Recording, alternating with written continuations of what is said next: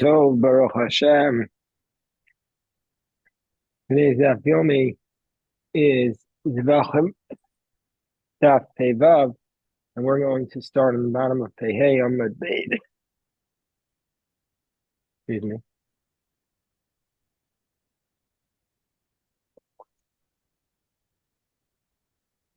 We're going to start on the bottom of Pehei Amud Beis at the Mishnah. It says, "Ve'elam olu yardu." These are the things that, even though they're kosher, that they should go down off the altar, because Rashi says they're not supposed to be up there in the first place.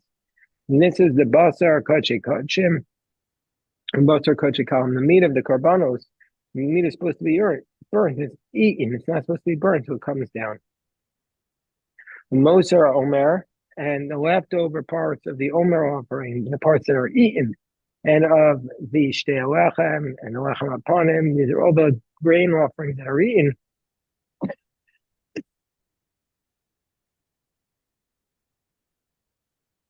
V'shiaram minachos v'aktaros, and parts of the minchos that are also eaten, those stay up, those come down, v'aktaros. And the ktoras is not supposed to be burnt on the altar. It goes on the inner altar, not on the outer altar, and so therefore that comes down. Hatzemer shebaroshe kavasim, the wool that's on the head of the sheep, of the oah, that the Rashi reminds us that the head is not supposed to be something that's skinned, and therefore it's brought with its sheharosh eno b'chal hefshet, the karavim oro. The head is not something that's skinned, and it's brought with its skin. And so therefore there's wool on the top. So that wool, the seir shebezakim tayashim had samos. And in addition to that wool that's on the top of the sheep, we also have the hair that's on the beard of the goat, and the bones and the gidim are the tendons, v'karnayim, the horns, v'atolafim, the nails. When they're still attached to the parts that are burnt, Yahu, they go up onto the altar. Shenemar Viktira Kohen Esakol. The Kohen should bring everything up. But pure shubo, if they were somehow separated, well, Yahu, then they don't go up. As it states, Shenemar Vasisa Olasecha Habasar Vadam. You should make your olah from the meat and the blood, but not from these other parts. So now the Gemara says, Tan Rabbanan Viktira Kohen Esakol Hamasbecha. The Kohen should bring everything up on the altar. Rabos Ha'atzamos V'Hagidim V'Karnayim V'Atolafim. This comes to include the bones, the tendons, the Karnayim, these are the horns, and the Tolafim, these are the nails. Yacho Afilu Pirshu. I might think even if they're separated, you should still have to bring them up. Tamomar Asisa Olosecha. Abasar Vadam. It says in the pasuk you should bring up your olah, the meat and the blood. E basar Vadam. So since we're only supposed to bring up the meat and the blood, Yachol, I might think on top of Pevav Amaral, Yachotz, Gidin Vatsamos, Diyawa Basar Lagabe Mizbeach. I might think that it's a mitzvah to separate the Gidin and the bones and just bring the meat on the altar. Tamomer Viktira Kohen Esakol. As in the verse that you're supposed to bring up everything. So Haketzad, on top of Pevav Amaral, Mechubarim Yahu, that if they're still attached, they go up. Pirshu, but if they separated, if these parts separate from the rest of the animal, then afilohim berosham mizbeach yardu. And even if they're on the top of the altar, they have to go down. And Man Tana, who is the author? Who is the Tana who says the Shamasle, who teaches us the Amar Pirshu? Who is the author who says? Who is the author who says that if it was separated, yerdu? This is the position of Rebbe. The Tanya, we learned in the Brayta, Viktira Kohen Esakol Hamasbecha. The Kohen brings everything up on the altar. Rabos Ha'atzamos Hagidim V'Karnayim Ha'Tolafim. Kohen has to bring everything up. V'afilu Pirshu, even if they separated. The Amani Mekayim. So according to this first opinion, that they have to bring up even the parts that separated. That's not what we just said. in our Mishnah, but I feel it's not what we just said in our Gemara. What about the pasuk? You bring your oil of the basar adam. According to the first position in this brayta, is to teach us l'malacha ikule ola tamachzir v'iyah tamachzir.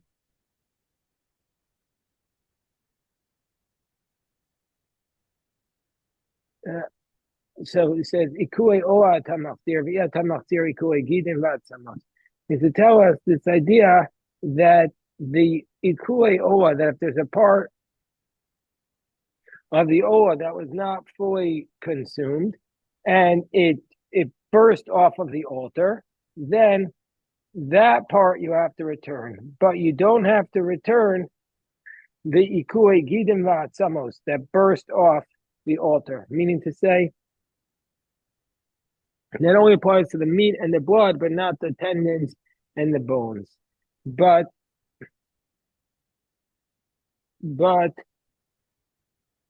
according to this first position in the Brisa, the law of the gidim and the atzamos that you have to bring applies even to the gidim and the atzamos. That's the position in the Chachamim. The Rebbe Omer Kasu Bechad Omer V'Kira Kohen Esakol Hamizbecha. The Rebbe says one pasuk says V'Kira Kohen Esakol on the altar. That's riba. That's coming to include something. Kasu Bechad Omer V'Asisa Olasecha Basar V'Dam. Your oil only should be the meat and the flesh. That's meat. That's a limitation. Okay, so how do we combine them? How do we dovetail them?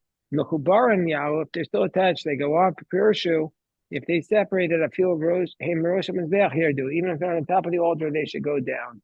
And so we see from here that our Mishnah is going according to Rebbe.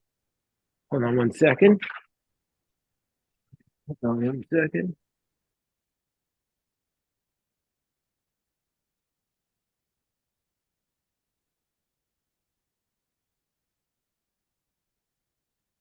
Okay, so now we go on. So says the Mishnah said that if these parts are separated from the body, the tendons, the horns, etc., then they don't go up. So when do we say this idea that if they separate, they don't go up? That's only if they separated in a downwards manner. So that's what it means they don't go up. Rashi says, Derech Yerida, Misrachtim min Amaracha, on the way down, meaning to say the key point is to get farther away from the fire. If they separate in a manner farther away from the fire, then we don't bring them back up. But if they separate in an above manner towards the fire, that's not what's considered that they separated. That's considered like they were brought because it got closer to the center of the fire. So lo shanu shapir shuklapi mazav klapi mala, but if it got closer to the fire, karuvi ude krivu equal. Then it became even closer to be completely consumed, and so that's not considered to be precious. That's considered to be closer. We learned in the Brisa that the Chachamim say that it says v'ktira kohen esakol mizbecha. This is the Brisa we cited above. That the Chachamim are of the position of Filu Pirsha. Even if it's separated, they have to bring it up on the altar. Amar Rabba Hachikamer. This is what the Rabbanan are saying.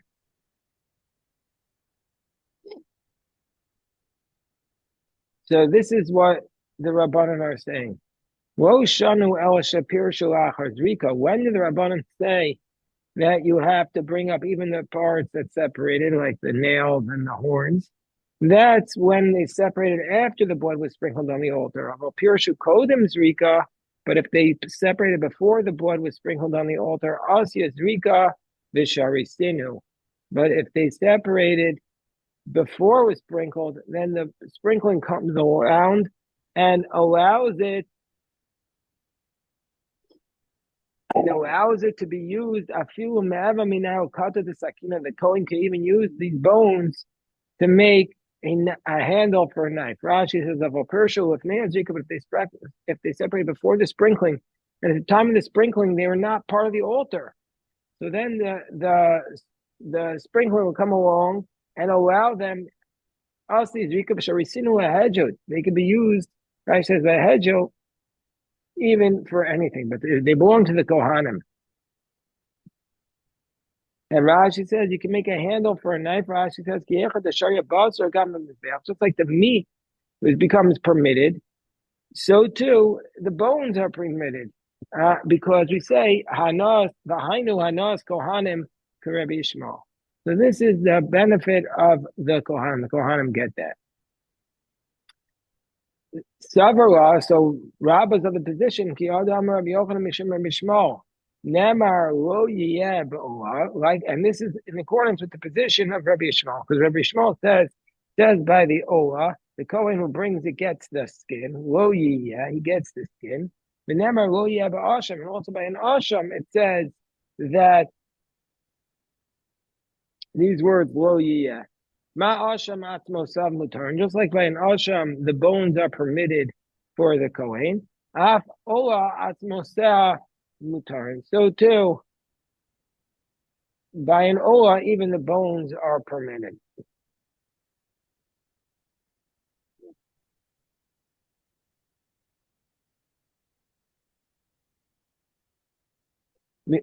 And the Gemara now points out that we have to say that these words are extra, and therefore we can use them for Gzeira Shava, because it's called mufni.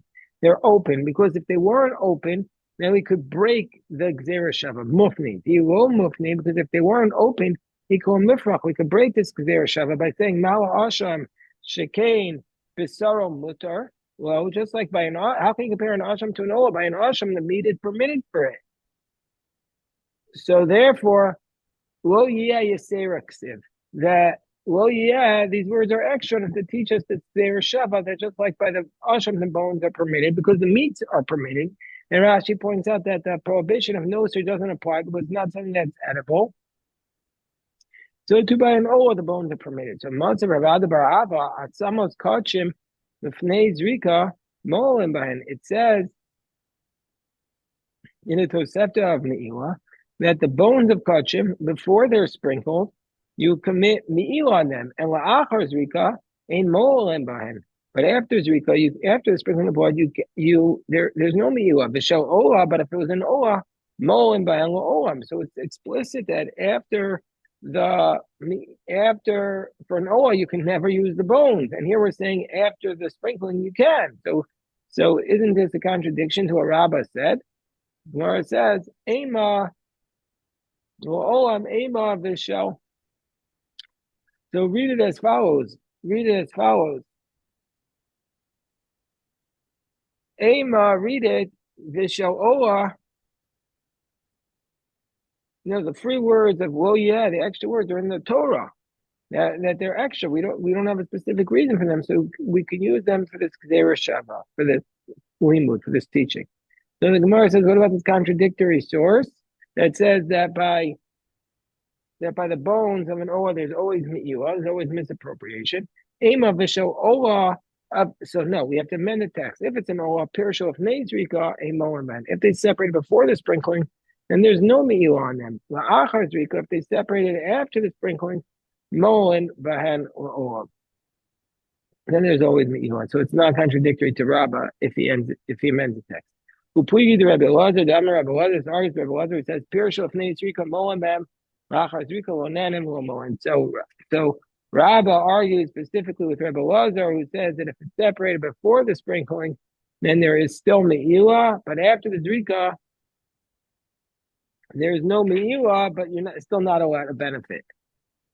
And it's lonan midrabanan v'omoen like Rabbi Shmuel, who says miloyed the asham, and the asham they separated after the sprinkling, and that's the basis for Rebbe Lazar's position. And now we're up to the bottom Mishnah on the bottom of Peivav Amid Aleph. Kulan shepaku me'agabi hamizbeach. All the parts that burst off the altar, these disqualified items that went up, that we said that they don't go down, whether they are tzamos, the gidin, if they burst off the altar, lo yachzir. You don't bring them back. V'chein gacholas shepaku me'hamizbeach. Also coals, the embers that burst off of the altar, well, yachzir. You don't bring them back. Rashi says, in sarchachzir. You don't need to bring them back. Eivarim shepakum me'agam mizbeach kodem chatzos. Let's say you have limbs that burst off the altar prior to the midnight. Yachzir. Those you have to bring back. I'm going to explain why. Umolen bain. And if you use them, there's me'ilah on them. Achar chatzos. And the reason why there's me'ilah is because they're still b'nei mizbeach. They're still shayach to the altar. Achar chatzos. If they burst off after, you don't bring them back. Yachzir ve'imolen bain. And there's no me'ilah. Rashi explains because it's like they're already consumed. Kim u'cholen. In the first Gemara, avu davar shenasas mitzvato. Like something where the mitzvah is done with him, ain't molen ban, and then there's no molen bo. So the Gemara says, "Kishem shem mizbeach mekadesh." Excuse me. The Mishnah continues, just like the mizbeach sanctifies esaroilo, just like the mizbeach kishem shem mizbeach mekadesh esaroilo, just like the mizbeach sanctifies that which is appropriate for it. Kacha kevesh mekadesh. So to the kevesh also sanctifies. Also, the ram sanctifies. Just like the altar and the kevesh sanctify that which is roy for them. Also, the utensils are mekachim, those things which are roy to them. So the Gemara says, what does it mean? Hey chidami, what does this mean? What does it mean when our Mishnah says that if the limbs burst off or if the parts burst off the body, it depends if it's before chatzos or after chatzos? What does it mean? It is b'mamish. If there's still something there that is supposed to be burnt on the altar, I feel chatzos. Even after midnight, you should have to return to the altar because the mitzvah is not complete. And either way, it's b'mamish. And if there's nothing on it, I feel chatzos. Then even before midnight, you should now return it. Where says no tzricha, then we're talking about a case bishariri. We're talking about a case where the limbs became very hard as a result of the fire, and they got burnt, but they're not yet cold, but they're like dried wood, and so therefore, in those circumstances, if it was before chatzos, you have to return it. After chatzos, not. The Gemara says, "Minan Emili." Where do we know that the whole matter depends upon chatzos? Amarav Kosav Achadomer Kol. I love the iktir. One verse says the whole night and it will be burned. Actually, the language of this pasuk is Zos Torah Salahi Awa Al Mokta Al Mizbeach Kol Laila Ada Boker Ve'Echem Mizbeach Tukad Bo. It doesn't say the words Kol Laila Viktir, but just implies it has to be on the altar for the idea of burning. Because of the Echad Omer, and then the next pasuk says Kol Laila Ve'Herim. It doesn't again say the word Herim, but it says the next pasuk. It says the Kohen shall wear his garments. Ve'Herim es hadeshen, and he should remove the ashes. Asher tochal eshet olah mizbeach, that the fire is eating the olah on the altar. So basically, the first pasuk says that the mizbeach, the offering is supposed to be burnt all night, and the next pasuk talks about the removal of the ashes. And we have to say, says Rashi, it's referring to all night because it doesn't say, because the reason why we have to say that is because it says, V'lavash HaKohen mido bad, but it doesn't say V'lavash HaKohen baboker. It doesn't say the Kohen should get dressed in the morning and put on this clothing, but rather, El Kol Alayla Ada Boker. But rather it means the whole night he has to wear it. V'lavash ve'erim. And so meaning to say, Rashi says both psukim are referring to all night. So how can we have one pasuk saying that it's supposed to burn all night, and the next pasuk saying you're supposed to remove the ashes all night? So the Gemara says chalkiu. So they have to divide it up. Chalkiu. Divide up the night. Okay, tzad chatzio l'ketoretz v'chatzio harama. Half the night is for burning, and half the night is for the removal of the ashes. So Maser Rav Kahana challenges this because it says b'chol yom. This is the Mishnah in Yuma. It says every day Torem esam mizbeach mikrusa gever, from the time of the krusa gever. Krusa gever is around the time that the rooster crows in the morning, even though roosters really crow all night. but it is associated with the morning. So from the time of the rooster's crow,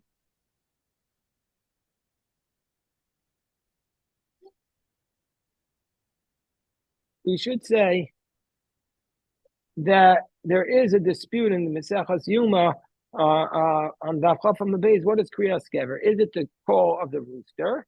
That's the position of Rebbe Shila, that it's the call of the rooster in the morning. But Rav argues with it, and he says that the Kriyas Kever is the call of the crier, that he would say every morning, would shout up, Amdu Kohanim Avodo Sechem, stand up Kohanim for your service.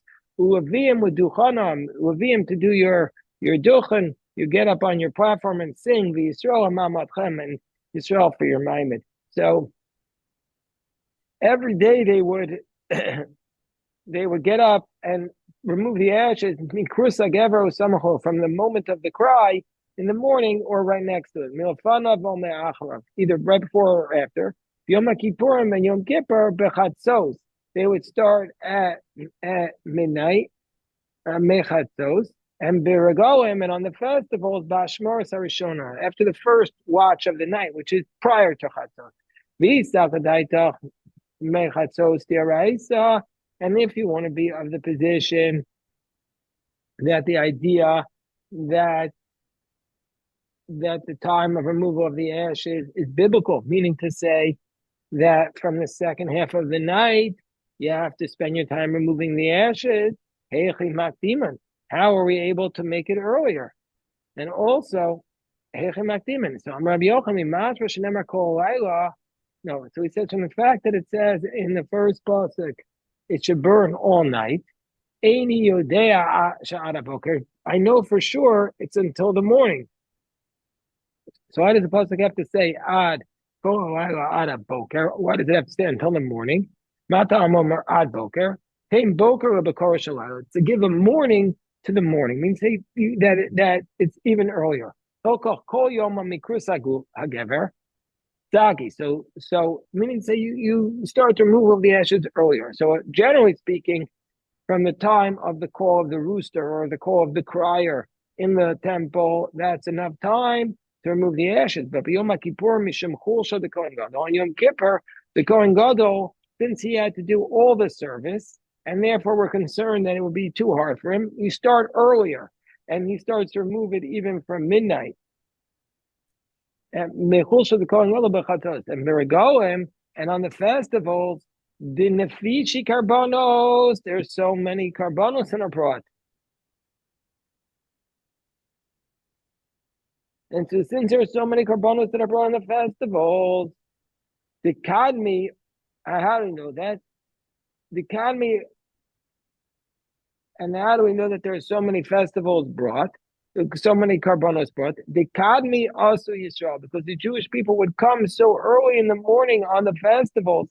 Me'ashmoret harishona, they would come. Well, therefore, you have to start removing on the first watch so that everything would be ready. So, therefore, they had to remove it before even the daily offering was brought. Kedekatani Sefer, like we learned at the end of that Mishnah, Mesechas Yom, Lo Haisa Kriyas Agever Magas Acha Haisa Azara Me'anashim.